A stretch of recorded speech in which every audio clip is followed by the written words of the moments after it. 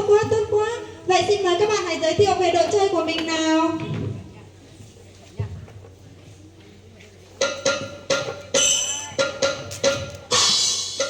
Thưa ban giám khảo, thưa toàn hội thi, hãy cùng tôi đi giao lưu học hỏi, nô nức phấn khởi, tự giới thiệu mình về đội công minh mang tên biển báo an toàn giao thông.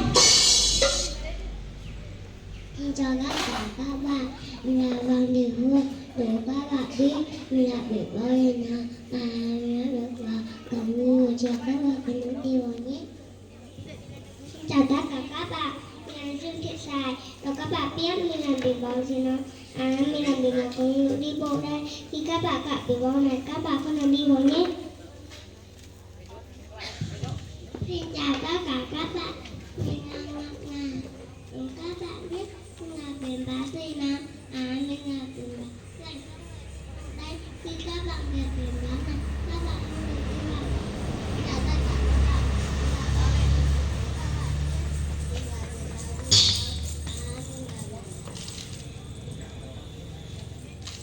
Rồi những việc leo lắm đi nền đỏ, các bạn đừng lại.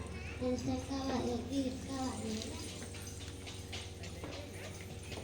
Tất cả các bạn, mình là Đặng Thị Kia.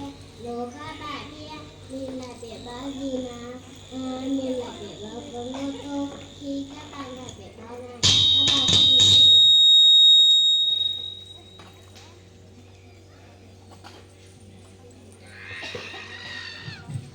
Giờ tất cả các bạn, mình là Đặng Thị Kia. Đố các bạn biết mình là biển báo gì nào? Mình là đi xe tới đó. Khi các bạn đừng vào này, các bạn không được đi nhé. Đến với hội thi ngày hôm nay, đội Bắc Hà chúng tôi có sự có mặt tham gia của một phụ huynh và hai cô giáo. Xin trân trọng giới thiệu đó là bác Ma Thị Xuyến và cô giáo Ma Thị Ngâm và tôi, cô giáo Đàm Thị Thiên. Xin tất cả các bạn hãy dành một tràng vào tay thật lớn để cổ vũ động viên cho hội thi chúng tôi ạ.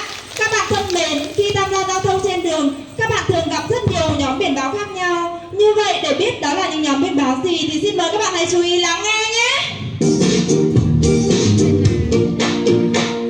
Đường nhiều khi ta đi xe thấy có biển báo cấm, biển đỏ tươi xung quanh vô tình mang ra, biển thật lắm có hình tròn để nhắc ta không làm gì, ghi nhớ ngay không quên đây là những biển báo cấm.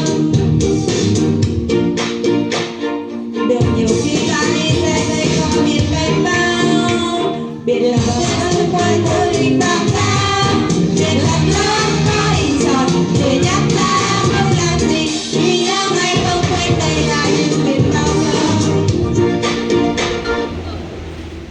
Xin chào tất cả các bạn, tôi là biển báo cảnh báo nguy hiểm nơi mà trẻ hay thường đi qua. Các bạn hãy chú ý khi gặp tôi nhé.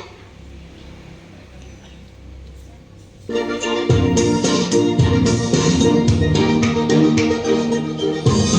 nhiều khi ta đi xe thấy có biển yêu nơi đây, biển lòng bao với nhiều tháng đi trên nền xanh ngát, biển này sáng lai sớm biển, hãy tuân theo hướng dẫn trên biển, ghi nhớ ngay không quên đây là những biển yêu nơi đây.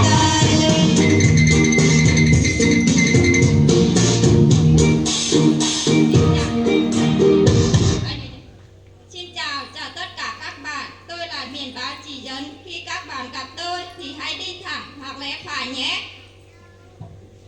Các bạn ơi, khi tham gia giao thông, chúng mình thường gặp rất nhiều biển báo, biển chỉ dẫn và biển hiệu lệnh phải không nào? Để biết hiểu rõ hơn về các biển này thì đội thi hôm nay chúng tôi xin được gửi tới thông điệp như sau.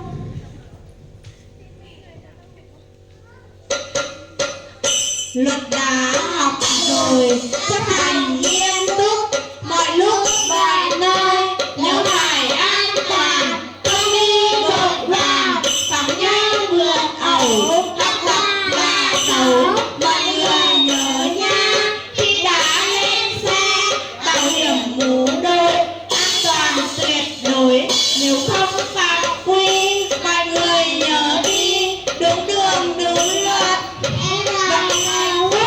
đừng thuận nhà, tất